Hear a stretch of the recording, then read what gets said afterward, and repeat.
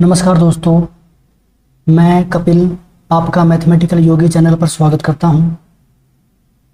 हमने Haryana CET group D के लिए 15 मिनट का टारगेट शो लॉन्च किया है, जिसके अंदर हम आपको हरियाणा सीईटी ग्रुप डी में आने वाले सभी सब्जेक्ट जैसे science, maths, reasoning, Haryana GK, national GK, computer, reasoning, Hindi, English, इन सभी की videos free of cost provide करवाएंगे।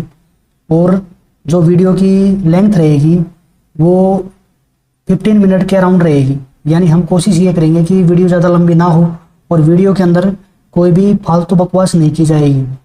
और दूसरी बात, हम इसके अंदर एनसीईआरटी पर फोकस करेंगे, क्योंकि पीछे वाले जो एग्ज़ाम हुए हैं हरियाणा ग्रुप डी के या बाकी और भी जो एग्ज़ाम हैं उनको हमने एनालिसिस किया है, तो उनके अंदर हमने देखा है कि एनसीईआरटी के अंदर से ही क्वेश्चन पूछे जाते हैं, इसलिए एनसीईआरटी का निचोड़ हम यहाँ पर लेके आएंगे।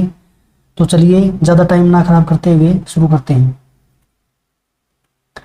Question number 1, which of the following is an example of chemical change in daily life? निम्न में से कौन सा दैनिक जीवन में रासायनिक परिवर्तन का उदाहरण है? ऑप्शंस हैं मेल्टिंग ऑफ आइस, बर्फ का पिघलना, कुकिंग फूड, भोजन पकाना, ब्रेकिंग ग्लास, कांच टूटना, डिजोल्विंग शुगर इन वाटर, पानी में चीनी घुलना। इसका जो राइट आंसर है वो है कुकिंग फूड, भोजन पकाना। इसकी जो एक्सप्लेनेशन है वो है cooking food produces new substances with different properties, hence it is a chemical change. यानी भोजन पकाने पर नए पदार्थ बनते हैं जिनके गुण अलग होते हैं, इसलिए यह रासायनिक परिवर्तन है। इसके बाद में फिजिकल और केमिकल चेंज के बारे में यहाँ पर सब कुछ दिया गया है, आप वीडियो को पॉज करके ये सब कुछ पढ़ सकते हो। इसके बाद में फिजिकल और केमिकल चेंज से रिलेटेड आपके सारे डाउट क्लियर हो जाएंगे। इसके बाद में अगला क्वेश्चन है, which property of water makes it useful in regulating earth's climate? पानी का कौन सा गुण पृथ्वी की जलवायु को नियंत्रित करने में सहायक है? ऑप्शंस हैं ट्रांसपेरेंसी, पारदर्शिता, हाई स्पेसिफिक हीट, उच्च विशिष्ट ऊष्मा, डेंसिटी, घनत्व, सोल्युबिलिटी, विलेयता। इसका जो राइट आंसर है वो है option B, high specific heat, उच्च विशिष्ट ऊष्मा। इसकी जो एक्सप्लेनेशन है वो है पानी हीट को एब्जॉर्ब और रिलीज करने में समय लेता है, जिससे पृथ्वी का तापमान संतुलित रहता है। यानी हाई स्पेसिफिक हीट की वजह से पानी ना तो जल्दी से गर्म होगा और ना ही बहुत ही जल्दी ठंडा होगा। इसको गर्म होने में भी टाइम लगता है और ठंडा होने में भी टाइम लगता है। इसकी वजह से जो पृथ्वी की जलवायु है वो नियंत्रित रहती है। इसके बाद में अगला क्वेश्चन है, the transformation of caterpillar into butterfly is an example of? इल्ली का तितली में बदलना किसका उदाहरण है? ऑप्शंस हैं फिजिकल चेंज, भौतिक परिवर्तन, केमिकल चेंज, रासायनिक परिवर्तन, बायोलॉजिकल चेंज, जैविक परिवर्तन, मैकेनिकल चेंज, यांत्रिक परिवर्तन। इसका राइट आंसर है बायोलॉजिकल चेंज, जैविक परिवर्तन। इसकी एक्सप्लेनेशन है यह एक बायोलॉजिकल चेंज है क्योंकि इसमें जीव के जीवन चक्र में बदलाव होता है।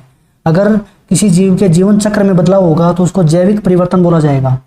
इसके बाद में अगला क्वेश्चन है, which step comes first in the scientific method? वैज्ञानिक विधि में पहला चरण कौन सा होता है?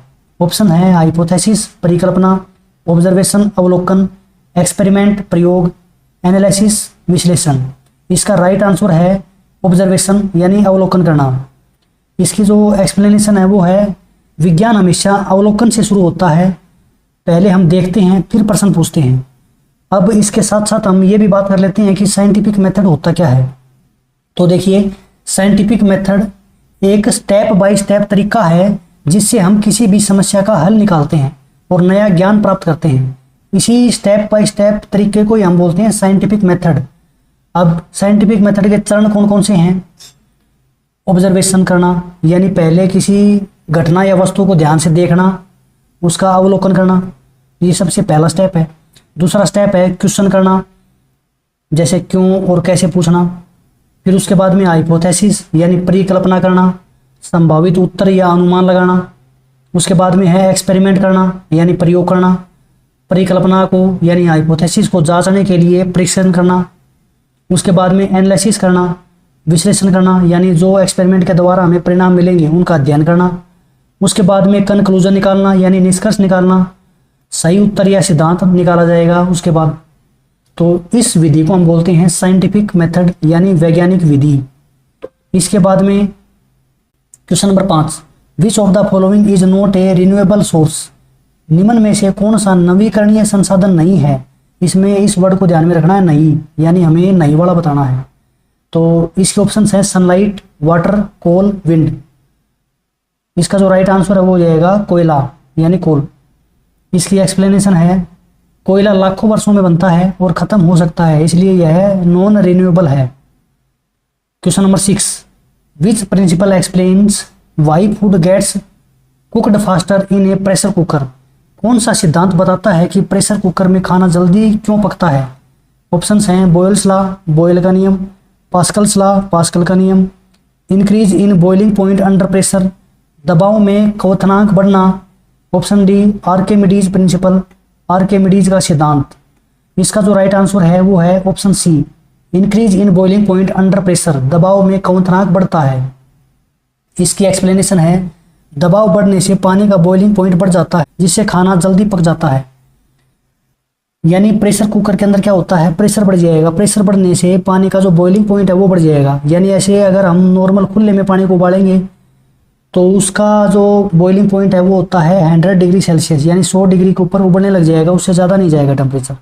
लेकिन अगर प्रेशर बढ़ा देंगे तो उसका टेम्परेचर 100 से ऊपर भी जाएगा, यानी 105, 110, 115 तक भी जाएगा। तो अगर टेम्परेचर ज़्यादा होगा तो खाना जल्दी पकेगा।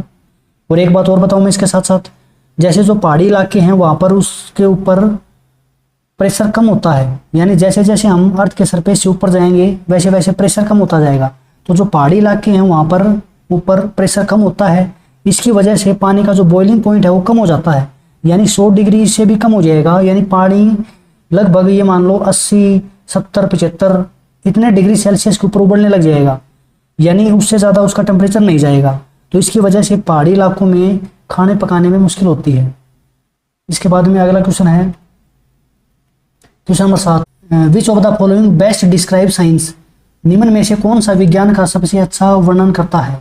ऑप्शंस हैं कलेक्शन ऑफ फैक्ट्स, तथ्यों का संग्रह, option B way of inquiry, जिज्ञासा का तरीका, option C memorization of formulas, सूत्र याद करना, ऑप्शन डी ब्लाइंड बिलीफ, अंधविश्वास। इसका जो राइट आंसर है वो है वे ऑफ इंक्वायरी यानी जिज्ञासा का तरीका। इसकी एक्सप्लेनेशन है विज्ञान तथ्यों का संग्रह नहीं है बल्कि सवाल पूछने और खोज करने की प्रक्रिया है। Question number 8, which everyday activity involves heat transfer by convection, कौन सी दैनिक गतिविधि में संवहन द्वारा ऊष्मा का स्थानांतरण होता है। ऑप्शंस हैं आयरनिंग क्लोथ्स, कपड़े प्रेस करना, बॉइलिंग वाटर, पानी उबालना, heat rod, heating rod, sunlight warming the earth, सूर्य का प्रकाश पृथ्वी को गर्म करना। इसका जो राइट आंसर है वो हो जाएगा बॉइलिंग वाटर यानी पानी उबालना। इसकी एक्सप्लेनेशन है पानी उबालते समय गर्म पानी ऊपर और ठंडा नीचे जाता है, यही कन्वेक्शन है। यानी ऊष्मा को ट्रांसफर करने का यानी स्थानांतरित करने के हमारे पास 3 तरीके होते हैं, कंडक्शन, कन्वेक्शन और रेडिएशन। कंडक्शन में क्या होता है, जैसे एक पार्टिकल गर्म होगा वो अपने साइड वाले पार्टिकल को गर्म करेगा यानी उसको हीट देगा, फिर वो अगले को देगा, इस प्रकार से हीट ट्रांसफर होगी। लेकिन कन्वेक्शन के अंदर क्या होता है, जैसे हम वाटर की बात करते हैं, इसमें एक मॉलिक्यूल गर्म होगा तो वो गर्म होकर ऊपर जाएगा और उसके साथ 2 भी टच होंगे, उन सभी को धीरे धीरे वो जो ऊष्मा है वो देता जाएगा साथ के साथ। तो इस प्रकार की जो हीट ट्रांसफर होती है उसको हम बोलते हैं कन्वेक्शन। और रेडिएशन में क्या होता है, हीट डायरेक्ट सोर्स से सीधे रिसीवर तक पहुंचेगी, यानी बीच वाला जो मीडियम है उसको हीट नहीं दी जाएगी, यानी डायरेक्ट सीधा सोर्स से लेके रिसीवर तक पहुंचेगी। अगला क्वेश्चन है which of the following is an example of reversible change, निम्न में से कौन सा परिवर्तन प्रतिवर्ती है। ऑप्शंस हैं बर्निंग पेपर, कागज जलाना, रस्टिंग ऑफ आयरन, लोहे का जंग लगना, मेल्टिंग ऑफ वैक्स, मोम का पिघलना, कुकिंग राइस, चावल पकाना।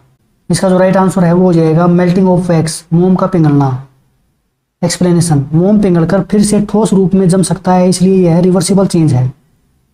Question number 10, why is earth stable for life compare to other planets, अन्य ग्रहों की तुलना में पृथ्वी जीवन के लिए उपयुक्त क्यों है।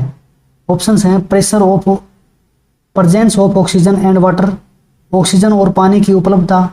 ऑप्शन बी है प्रेजेंस ऑफ माउंटेन, पहाड़ों की उपलब्धता, प्रेजेंस ऑफ मेटल्स, धातुओं की उपलब्धता, presence of magnetic field only, केवल चुंबकीय क्षेत्र की उपलब्धता। तो इसका जो राइट आंसर हो जाएगा option A, presence of oxygen and water. Oxygen और पानी की उपलब्धता। एक्सप्लेनेशन है, जीवन के लिए सबसे जरूरी ऑक्सीजन और वाटर है जो पृथ्वी पर अबंडेंट है, यानी प्रचुर मात्रा के अंदर है।